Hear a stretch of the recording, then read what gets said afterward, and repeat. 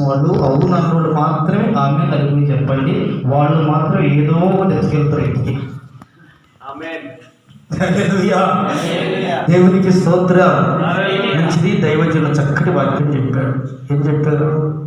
ప్రభు దిగి వచ్చాడు. దిగి వచ్చిన యేసయ్య తండ్రి చిత్తాన్ని జరిగించాడు. తండ్రి చిత్తాన్ని జరిగించిన యేసయ్య మీ దగ్గర చినాలనేది నేను కూడా అడుగుతున్నది. ఇప్పుడే మర్చిపోయినట్టు రేపు పొద్దున మీకేం గుర్తుంటుంది? చల్లని కింద ఎట్టుపోయినట్టు. దేవునికి స్తోత్రం. గమనించండి, యేసయ్య ఎందుకు దిగి వచ్చాడంటే తండ్రి చిత్తాన్ని చేయడానికి. ఆ తండ్రి చిత్తం ఏమిటి అంటే నశించిన దాన్ని వెతికి రక్షించడానికి. అందుకే ఆయన యెరూషలేములో పుట్టాడు. అందుకే కలువరి శిలువలో రక్తము చిందించాడు. అందుకే ప్రాణత్యాగము చేశాడు. ఆయన సజీవుడై లేచి పరలోకానికి వెళ్ళాడు, తిరిగి రాబోతూ ఉన్నాడు. దేవునికి మహిమ కలుగును గాక. కనుక రాబోతున్న యేసు, దిగి వచ్చిన యేసు, సమస్త కార్యములు జరిగించిన మన ప్రభు ఈ రాత్రి అదే వాక్యాన్ని కొంచెం ముందుకు తీసుకువెళ్ళాలని నేను ఆశపడుతున్నా. నేనైతే అయ్యగారు చక్కటి బిర్యానీ పెట్టాడు. ఇప్పుడు నేను మళ్ళా చేపలు పులుసు వేస్తానంటే ఏం బాగుంటుంది? బిర్యానీ తర్వాత మా ప్రాంతంలో చివరిగా రసంతో కొంచెం తింటారంతే. కనుక రసంతో కొంచెం వడ్డిద్దాం అనుకుంటున్నా. మీరు ఏకీభవిస్తారు అనుకుంటున్నా. హల్లెలూయా. రాత్రి ప్రియ దేవుని ప్రజలారా గమనించండి. ఈరోజు దేశంలో అనేక రాష్ట్రాలు పండుగ చేసుకుంటున్నారు. దాన్ని ఏం పండుగ అంటారు? చెప్పండి, మీరు చెప్పండి. ఇక్కడ సంక్రాంతి అంటారు, మా ఊళ్ళో పెద్ద పండుగ అంటారు. అయితే నేను అంటూ ఉన్నాను, మా ఊర్లో సంగతి చెప్తున్నా, మా ప్రాంతం సంగతి. పెద్ద పండుగ అంటే ఏమిటి అంటే చక్కగా అన్ని కాల్చుకుంటారు, చక్కగా అన్ని వండుకుంటారు. అయ్యగారు వేసుకుని వస్తాడు, తనతో కూడా డబ్బులు బయటపడిపోతుంది. ఇంట్లో పెద్ద పండుగ. దేవునికి స్తోత్రం. అది ఎంత పెద్ద పండుగ అంటే అమ్మగారు వాళ్ళ అమ్మగారి ఇంటికి, అయ్యగారు బస్ స్టాండ్ దగ్గర. దేవునికి స్తోత్రం. ఆ పండుగ చేసుకుంటూ అక్కడ ఉండడం నాకు మేలంటారా? ఈరోజు ఈ రాత్రి అంతకంటే ఘనమైన పండుగ ఏంటో తెలుసా? దేవుని సేవకులైన పరిశుద్ధులతో కలిసి ఇలా ప్రభుని ఆరాధించడం నిజమైన పండుగ. హల్లెలూయా. నీ మహిమను ధరించిన పరిశుద్ధులు నా కంట పడగానే, నీ మహిమను పరిశుద్ధులు నా కంట పడగానే. ఆమేన్. హల్లెలూయా. విస్తారంగా పాటలు పడే టైం కాదు కదండి. కానీ ఒక్కరు నిద్రలు అయిపోయిందంటే మా ప్రయాస. దేవునికి మహిమ కలుగును గాక. గమనించండి ప్రియ దేవుని ప్రజలారా, ఈ రాత్రి ప్రభు దిగి వచ్చాడు. ప్రభు చేయవలసింది చేశాడు, మళ్ళా వెళ్ళాడు. అయితే నీ దగ్గర, నా దగ్గర, మన దగ్గర ప్రభు ఏం కోరుకుంటున్నాడు? ఆ ఒక్క మాట తెలుసుకుందాం. ఆమేన్. యేసుక్రీస్తు ప్రభుల వారు సువార్త పరిచర్య జరిగిస్తున్న ఆ రోజుల్లో, ఈ భూమి మీద తండ్రి చిత్తాన్ని జరిగిస్తున్న ఆ దినముల్లో ఒక వ్యక్తి వెళ్ళి యేసు ప్రభుని అడుగుతున్నాడు, అయ్యా ఇన్ని అద్భుతాలు చేస్తున్నావు, ఇన్ని కార్యాలు చేస్తున్నావు, సకల దేశాల్లో నీ నామం గణపరచబడుతుంది, కనుక నీ ఇల్లు ఎక్కడా, నీ స్థలం ఎక్కడా, నువ్వు ఉన్న ప్రాంతం ఎక్కడా అని యేసు ప్రభుని అడిగాడు. అందులో యేసు ప్రభు ఏం చెప్పాడండి? యేసు ప్రభు గారు ఏం చెప్పారు? మీతో ఏం చెప్పలేదు. మరి మీతో అండి, మీతో ఏమైనా చెప్పాడు లేదా? పక్షులకు గూళ్ళు ఉన్నాయి. దేవుడు ఆయన ఎవరికో చెప్పాడు. హల్లెలూయా. ఆ బిడ్డను దీవించును గాక. అంటే మీరు నిద్రపోతలేదు, నేను టెస్టింగ్ చేసుకుంటూ చెప్తాను. ఆకాశ పక్షులకు గూళ్ళున్నాయి, నక్కలకు ఉన్నాయి. అయితే మనుష్య కుమారుడు తలవాల్చడానికి అంత స్థలం లేదంట. ఈ రాత్రి ప్రియ దేవుని ప్రజలారా, యేసుక్రీస్తు ప్రభుల వారు భూమి మీదకి తండ్రి చిత్తం చేయడానికి వచ్చాడు. ఆ తండ్రి చిత్తాన్ని నెరవేర్చాడు. ఆ తండ్రి చిత్త ప్రకారం నశించిన దాన్ని వెతికి రక్షించాడు. ఆ వెతికి రక్షించిన దేవుడే సకల మానవాళి కొరకు రక్తము చిందించి ప్రాణం పెట్టాడని దైవజనుడు చెప్పింది ఎంత సత్యమో, అలాగనే ఈ రాత్రికాల సమయంలో మరొక్క మాటను మీ ముందు పెడుతున్నాను. అదేమిటి అంటే ఆయనకి స్థలము లేదంట. ఎవరికి లేదంట? చెప్పండి గట్టిగా. యేసయ్యకు స్థలము లేదంట. స్థలము లేదు కనుక ఈ రాత్రి ఒక్క మాట మిమ్మల్ని అడగమన్నాడు. మత్తయి సువార్త 9వ అధ్యాయము 24వ వచనములు చదవడం ఒక్క మాట చాలు. హల్లెలూయా. స్థలము, అక్కడేమో స్థలం లేదన్నాడు. అదే మాట ఇంగ్లీష్లో గివ్ ప్లేస్ అని ఉంటుంది. ఏం కావాలంట? కొంచెం స్థలం ఇవ్వండి, దేవునికి మహిమ కలుగును గాక. ఏ సందర్భంలో ఆ మాట చెప్పాడు అంటే గమనించండి ప్రియ దేవుని ప్రజలారా, ఆ ప్రాంతంలో ఉన్నతమైన ఉద్యోగము చేస్తూ, ఆ ప్రాంతంలో ఉన్నతమైన స్థితిలో ఉన్న ఒక వ్యక్తి, అతని కుమార్తె అనారోగ్యము పాలై మరణపు అంచులో ఉన్నది. ఆ మరణపు అంచులో ఉన్నప్పుడు యేసుక్రీస్తు ప్రభుల వారి దగ్గరికి ఆ ఉద్యోగస్తుడు వెళ్ళి, అయ్యా నా కుమార్తె అనారోగ్యముతో బాధపడుతుంది, మరణ పంచుల్లో ఉంది, నా కుమార్తెను స్వస్థపరచుటకు రాని పిలిచాడు. యేసు ప్రభుల వారు సహృదయముతో బయలుదేరి ఆ ప్రాంతంలో నుంచి, ఆయన ఉన్న స్థలాల్లో నుంచి బయలుదేరి చక్కగా వారి ఇంటి దగ్గరికి వెళ్ళే ముందుగానే ఒక వర్తమానం వచ్చింది. ఆ వర్తమానం ఏమిటో మీ అందరికీ తెలుసు. ఆమె కాలం చెల్లింది, ఆమె కన్ను మూసిందని తెలిసిందన్నమాట. అయినా కూడా ప్రభు చెప్పాడు, భయపడకండి, అవిశ్వాసం వద్దు అని చెప్పి యేసయ్య చక్కగా వెళ్ళాడు. ఆ చక్కగా వెళ్ళిన యేసయ్య ఇంట్లోకి వెళ్ళేటప్పటికీ ఇంట్లో సౌండ్ వినపడుతుంది. ఏ సౌండ్ అంటే గళ్ళు చేసేవారు, పిల్లంగ్రో ఊదేవాళ్ళు, కన్నీటితో ప్రళయించే వాళ్ళు ఉన్నారు అక్కడ. Praise the lord. Hallelujah, hallelujah. కన్నీటితో విలపిస్తూ ఉన్నారు, కన్నీటి మధ్యలో కృంగిపోయి ఉన్నారు, అంగలారుస్తూ ఉన్నారు, దుఃఖపడుతున్నారు, వేదన పడుతున్నారు. వేదన పడుతున్న కుటుంబంలోనికి, వేదన పడుతున్న స్థలములోనికి, వేదన పడుతున్న ఏమండి వారి యొక్క ఆ ప్రాంతంలోకి యేసయ్య వెళ్ళాడు. వెళ్ళి వారితో ఒకే ఒక్క మాట అడుగుతున్నాడు, అమ్మా కొంచెం స్థలం ఇవ్వండి, దేవునికి మహిమ కలుగును గాక, కొంచెం స్థలం ఇవ్వండమ్మా. పిల్లరా గమనించండి, ఆ రాత్రి ఆ సమయంలో యేసయ్యకు స్థలం ఇవ్వండి అని అడిగాడు. చక్కగా ఆ అంగలారుస్తున్నవారు, ఆ దుఃఖపడుతున్నవారు, ఆ పిల్లంగ్రో ఊదుతున్న వాళ్ళు, వాళ్ళందరూ కూడా యేసయ్యకు స్థలం ఇచ్చి దుఃఖపడి వారందరూ బయటికి వెళ్ళారు. జీవము గల దేవుడి లోనికి వెళ్ళాడు. హల్లెలూయా, హల్లెలూయా. జీవము గల దేవుడు లోనికి వెళ్ళాడు. నిశ్చయమైన స్థితిలో ఉన్న మరణించి జీవశవముగా పడి ఇక ఎన్నటికీ లేవదు, ఇంకెన్నటికీ తిరగదు, ఇంకెన్నటికీ మాట్లాడదు అని చెప్పి ప్రజలందరూ కన్నీటి దుఃఖ పర్యంతరం అవుతూ ఉన్న ఆ స్థితిలో ఉన్న ఆ వ్యక్తిని చూసి నా ప్రభు ఒక మాట, అమ్మా లే అని చెప్పి ఒక మాట అనగానే ఆ స్థలములో పడి ఉన్న ఆ బిడ్డ లేచి కూర్చుంది. హల్లెలూయా.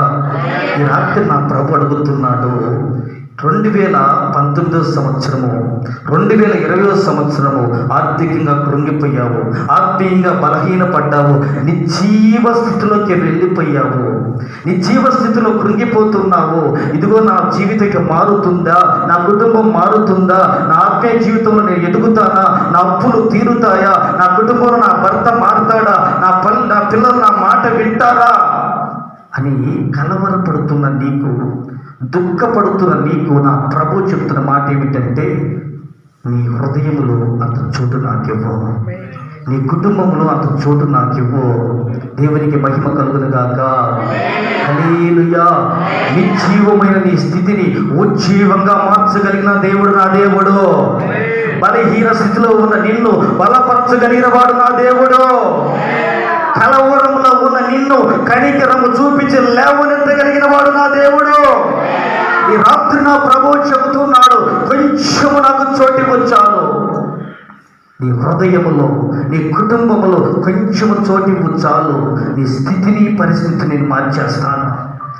2019 సంవత్సరము 2020 సంవత్సరం అంతా కూడా ఇది ఆర్థికంగా కృంగిపోయాను. ఈ 2021 సంవత్సరం ఇంకెలా ఉండబోతుందో, ఈ 2021 సంవత్సరంలో నేను దీవించబడతానా, ఆర్థికంగా రాణించగలనా అని నువ్వు కలవరపడాల్సిన అవసరం లేదు. కొంచెం నా యేసయ్య చోటు ఇవ్వగలిగితే నిశ్చయముగా నీ స్థితిని పరిస్థితిని మార్చివేస్తాడు. హల్లెలూయా, హల్లెలూయా. అప్పుడు దేవుని సంగమా, దేవుని ప్రజలారా గమనించండి. యేసయ్యకు చోటిస్తే ఏమవుతుందో 2 మాటలు చెప్పి నేను కూడా ముగించేస్తాను. వాస్తవంగా ఇది చెప్పే టైం కాదు, అయినా మీరు ఓపికగా వింటున్నారు కనుక నేను చెప్తున్నా. దేవునికి స్తోత్రం. ఇలాగే మా ప్రాంతంలో ఆల్ నైట్ ప్రార్థన జరుగుతూ ఉంది. ఇప్పుడు మీరు పెట్టారు కదా బ్రేక్, అలా టీ బ్రేక్లో నేను ఒక తల్లిని పిలిచి అడిగమ్మా, పలానా అక్క చర్చికి రాలేదేంటి అని అడిగాను. పాస్టర్ గారు హోల్ నైట్ కదా. ఏ నైట్? హోల్ నైట్ అంటే ఏంటి అసలు? ఎప్పుడు ఇది? హాఫ్ నైటే కదా ఇది. 12 గంటల కంటే హాఫ్ నైట్ కదా, హోల్ నైట్. దానికి హోల్ నైట్ కదా. రాత్రంతా వాక్యం వినేసి ఉదయం లేచి నాట్లకు పోలేదంట. ఇప్పుడు 1000 రూపాయలు వస్తున్నాయంట. కనుక ఈ ఒక్క నెల రాలేనని చెప్పి చంద 5 రూపాయలు ఇచ్చి పంపించింది అని చెప్పింది. దేవునికి స్తోత్రం. సరేనమ్మ నిద్రపోనేవు, నారాధకి పోనేవు, మాకెందుకులే అని చెప్పి మొత్తానికి ఆరాధన అయిపోయింది, ప్రార్థన జరిగిపోయింది. పక్క రోజు నీళ్ళకి వస్తూ ఉంది. అమ్మ వందనాలు తల్లి, అమ్మ నాటుకు పోలేదు అని అడిగింది. ఎక్కడ పాస్టర్ గారు పోయేది? రాత్రంతా నిద్రలేదు. ఏందంట? ప్రార్థన రాకపోతే, ఆరాధన రాకపోతే, ఏడుకొస్తే మైక్ సౌండ్ నీకు ఇబ్బంది అయిపోయినాయి. మరి ఎందుకు లేదు నిద్ర? నాకు అర్థం కాదు ఎందుకు నిద్ర లేదు. అయినా కూడా వాళ్ళని అడిగితే ఇప్పుడు ఏంటంటే అలిగితే ఆకు కోపం, కదిలిస్తే కొమ్మ కోపం, ఏదన్నా అంటే పాస్టర్ మీద కోపం. దేవునికి స్తోత్రం. హల్లెలూయా. బాగా గమనించాలి. మొత్తానికి అడిగే పక్కనుండి, అమ్మ తల్లిగారు పాపం నాటికెందుకు పోలేదు, ఏమైందమ్మా అని అడిగాను. ఏం లేదు పాస్టర్ గారు, మీరు ఏదో జీవంగా ఆరాధనలో ఉన్నారా? అక్కడెక్కడో బరి దింపుకుందంట. బరి దింపుకుంది, తాడు దింపుకొని అది ఏదో చెట్లు వేస్తూ పోతుందంట. ఆ టైము ఏ టైం అంటే ఇంతకుముందు గొంతులు కోస్తున్నారు చెప్పుకున్నారు కదండి. మీ ఊళ్ళో వచ్చారు వాళ్ళు? వచ్చారు. స్తోత్రం. ఆ గొంతులు కోసేవాళ్ళు వచ్చారు, గొంతులు కోసేవాళ్ళు వచ్చారు, పుకారు జరుగుతూ ఉంది. ఆ టైంలో ఆ బరి దింపుకునేటప్పటికి ఈమె అప్పుడే అట్లా లేచిపోయిందంట. ఆ టపటపా శబ్దం వచ్చేటప్పటికి రాత్రంతా సోఫాలో కూర్చోడిందంట. సోత్రులైన సోత్రుడైన సోత్రుగా పేడకపోయినా హల్లెలూయా. గమనించండి దేవుని ప్రజలారా, యేసయ్యకు చోటు ఇవ్వండి. ఈరోజు అనేక మంది తమ సొంత పనులకు చోటిస్తున్నారు, అనేక మంది డబ్బుకు చోటిస్తున్నారు, అనేక మంది ఏమండి బంధువులకు లేక కార్యాలకు చోటిస్తున్నారు. కానీ యేసయ్య దగ్గరికి చోటు ఇవ్వడం లేదు. Praise the lord. హల్లెలూయా. ఒక సందర్భం వచ్చింది, వివాహం జరుగుతూ ఉంది. ఆ వివాహానికి మరియా పిలువబడింది. ఆ తదుపరి యేసయ్య కూడా వెళ్ళాడు. ఆ వివాహం జరుగుతూ ఉండగా అందులో ద్రాక్షరసం అయిపోయింది. ద్రాక్షరసం అయిపోయిన తదుపరి ఏం జరిగిందో మీకు అందరికీ తెలుసు. ఆ ద్రాక్షరసం అయిపోయిన తర్వాత మరియా వచ్చి అడుగుతుంది, అయ్యా ద్రాక్షరసం అయిపోయిందని యేసు ప్రభుతో చెప్తే ఆయన, అమ్మ ఇప్పుడు నీకేం పనమ్మా, నువ్వు వెళ్ళు అని చెప్పాడు. బాగా గమనించాలి. ఆ తదుపరి ఆమె ఏం చేసిందంటే అక్కడ పనివారితో చెప్పింది, ఆయన ఏం చెప్తాడో అది మీరు చేయండి అని చెప్పింది. మొత్తానికి ఈమె సువార్త ప్రకటించింది.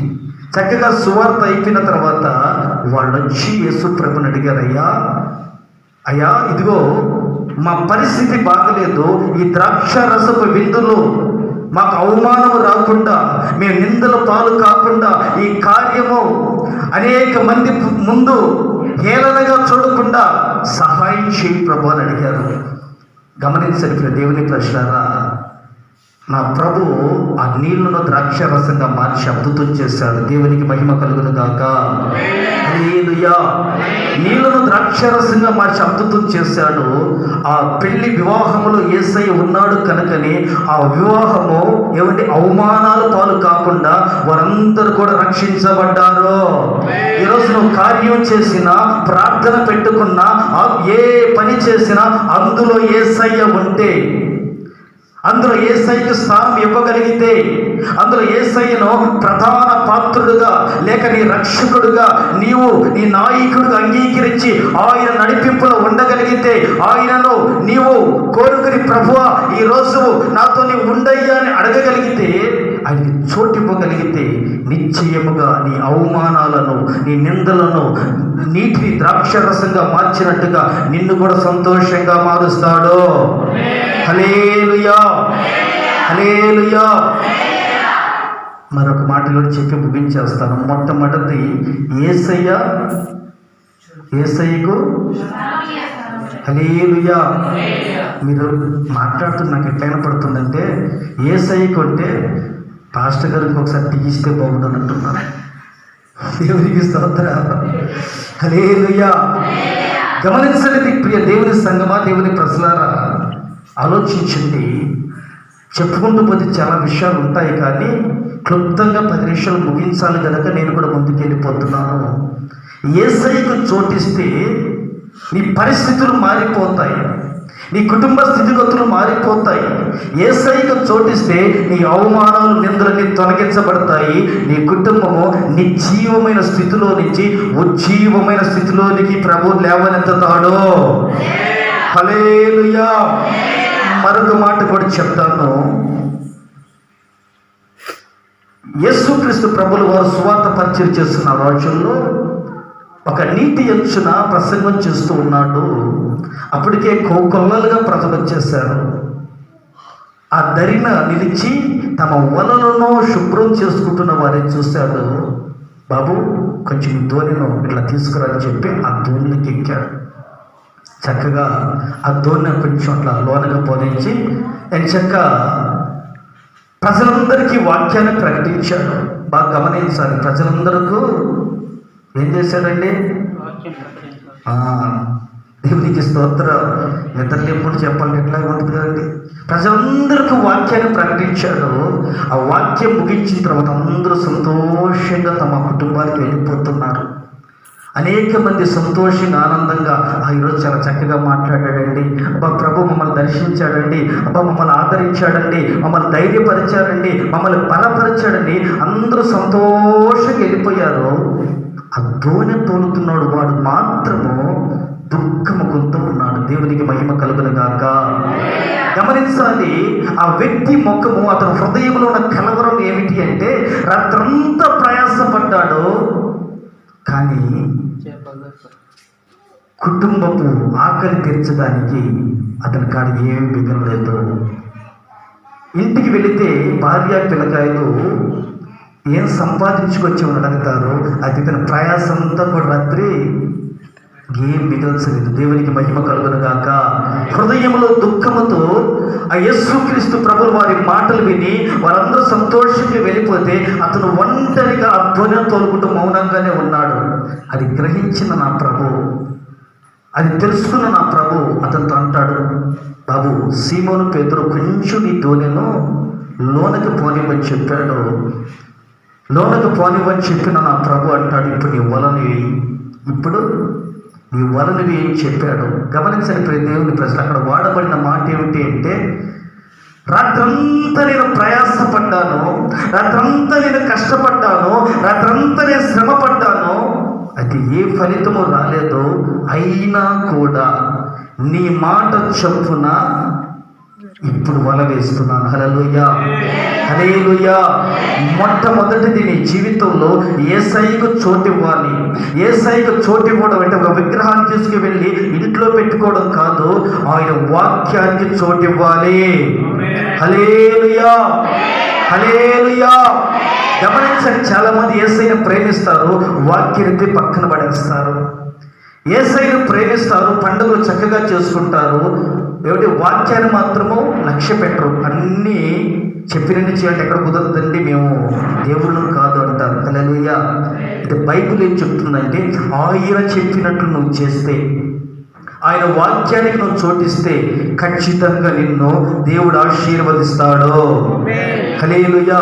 ఇది చివరి మాట చెప్పి ముగించేస్తున్నాను. మూడవదిగా, మొట్టమొదటిది యేసయ్యకు, రెండవది వాక్యానికి, దేవునికి స్తోత్రం. ఈ ఉద్యోగం చూస్తే మీకు ఒక గంట చెప్పినా పర్వాలేదు అనిపిస్తుంది. హల్లెలూయా. ఇంకా మూడవదిగా మరొక మాట చెప్పి ముగించేస్తారు. గమనించండి, ఎస్తేరు రాణి, ఆ గ్రంథంలో ఆ రాజుకి రాణి దూరం అయిపోయింది. ఈమె ఎస్తేరు ఇప్పుడు రాణి కాలేదు. ఇప్పుడు రాజుకి ఏం కావాలి? ఒక రాణి కావాలి. ఇప్పుడు ఆ దేశం అంతా కూడా ఏమండి, కన్యకలందరూ తీసుకువెళ్ళి ఆ రాజు కోటలో పెట్టారు. వాళ్ళందరికీ ఇవ్వాల్సిన ఇస్తూ ఉన్నారు. చక్కగా సిద్ధపరుస్తున్నారు.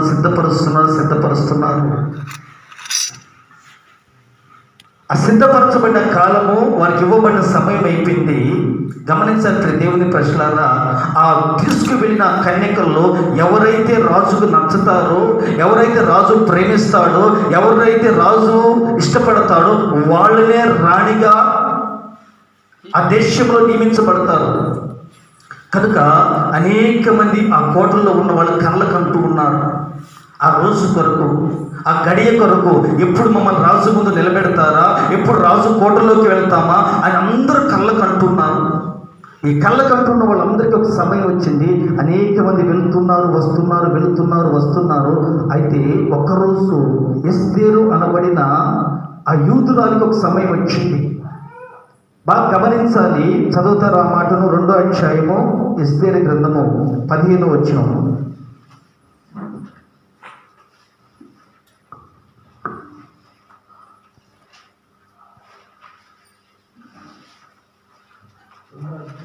రెండో అధ్యాయం 15వ వచనం. మొర్దెకై తన కుమార్తెగా స్వీకరించుకున్న తన పినతండ్రి అయిన అబీహాయిల కుమార్తె ఎస్తేరు రాజునద్దకు వెళ్ళుటకు వంతు వచ్చెను. స్త్రీలను కాయు రాజు యొక్క షండుడైన హేగే నిర్ణయించిన అలంకరణ కాక మరి ఆమె ఏమీ కోరలేదు. హల్లెలూయా. బాగా గమనించాలి. ఇప్పుడు ఆ కోటలోనికి వందల మంది తేబడిన వారందరూ కూడా సమయం వచ్చినప్పుడు ఒక్కొక్కరుగా వెళుతూ ఉన్నారు. వాళ్ళు వెళుతూ ఉన్నప్పుడు సకల ఆభరణాలు ధరించి వెళుతున్నారు. వారికి కావాల్సినన్ని ధరించి వెళుతున్నారు. అలా రాజు ముందుకు వెళ్ళిన ప్రతి ఒక్కరిని ఆయన, మీరు నచ్చలేదు పోండి అంటున్నాడు. దేవునికి స్తోత్రం. అది ఈమెకు ఒక సమయం వచ్చింది. ఈమె కూడా వెళుతుంది. ఎలా వెళుతుంది అంటే బాగా గమనించాలి. ఎలా వెళుతుందంట? అక్కడున్న ఆభరణాలన్నీ ధరించి పట్టు చీరలు కట్టి వెళ్తుందా? ఆ హెగ్గే అనబడిన ఆ రాజు మనస్సు ఎరిగిన ఆ సేవకుడు ఏదైతే ఆమెకి ధరించాడో, ఏదైతే అలంకరించాడో ఆ అలంకరణతోనే వెళ్ళింది అక్కడికి. దేవునికి స్తోత్రం. ఆ అలంకరణతో వెళ్ళి అక్కడ నిలబడిన వెంటనే రాజుకి ఆమె మీద దయ పుట్టింది. రాజు ఆమెను ప్రేమించాడు. అంత మాత్రమే కాదు, ఆమె తల మీద రాణిగా కిరీటం పెట్టాడు. హల్లెలూయా. గమనించండి, మొట్టమొదటిది దేవునికి స్థలము, వాక్యానికి స్థలము. మరి మూడవది ఎస్తేరు స్థలం ఇయ్యాలా? కనికరం, దయ.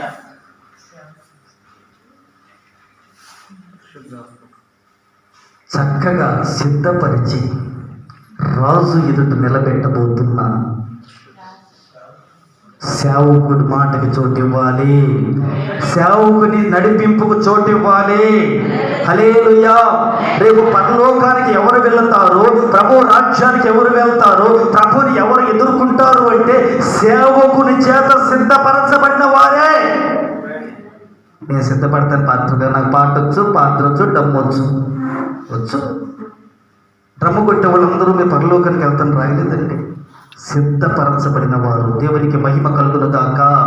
బాగా గమనించండి, ఆ వ్యక్తి షండు అంటే అర్థం ఏమిటి అంటే లోక ఆశను విడిచిపెట్టిన వాడు, తనకంటూ ఏది కోరుకొని వాడు, సమస్తాన్ని విడిచిపెట్టి రాజు కోసమే పనిచేస్తున్నవాడు షండు.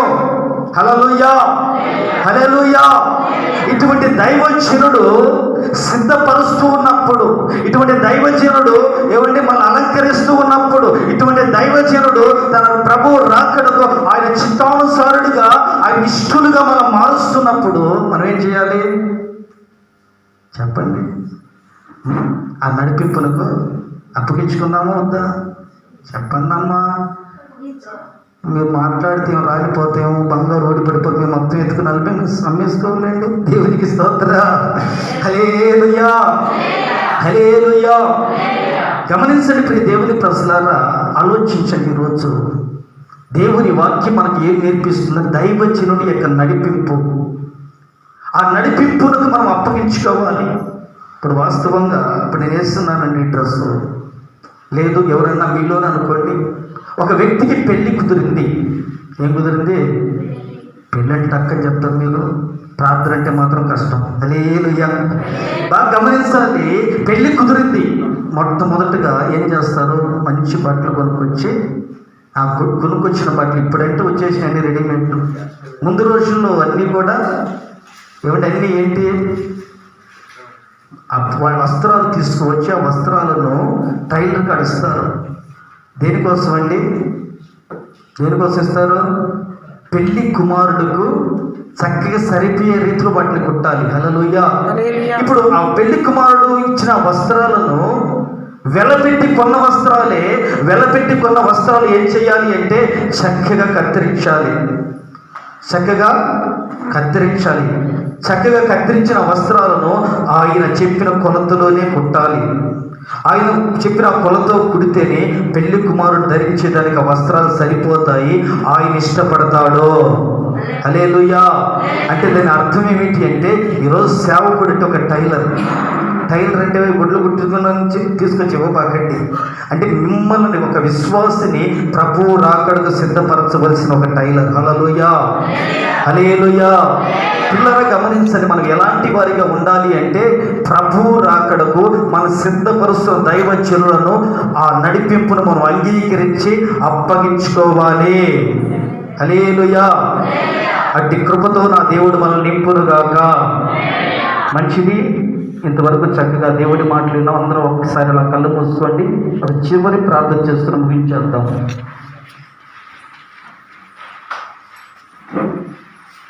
ఈ రాత్రి నా ప్రభు నీతో మాట్లాడుతూ ఉన్నాడు. ప్రియ సహోదరి సహోదరుడా, యేసు నీ కొరకు దిగి వచ్చాడు. తండ్రి చిత్తాన్ని భూమి మీద నెరవేర్చాడు. నశించిపోతున్న నిన్ను రక్షించాడు. అంత మాత్రమే కాదు, నీ పాప దోష అతిక్రమముల కొరకు కలువరి శిలువలో తన ప్రాణాలు పెట్టి రక్తము చిందించి నేను విమోచించి ఉన్నాడు. ఆ విమోచకుడైన యేసు, ఆ విమోచకుడైన ప్రభువుని నీ రాత్రి అడుగుతున్నాడు, కొంచెం నాకు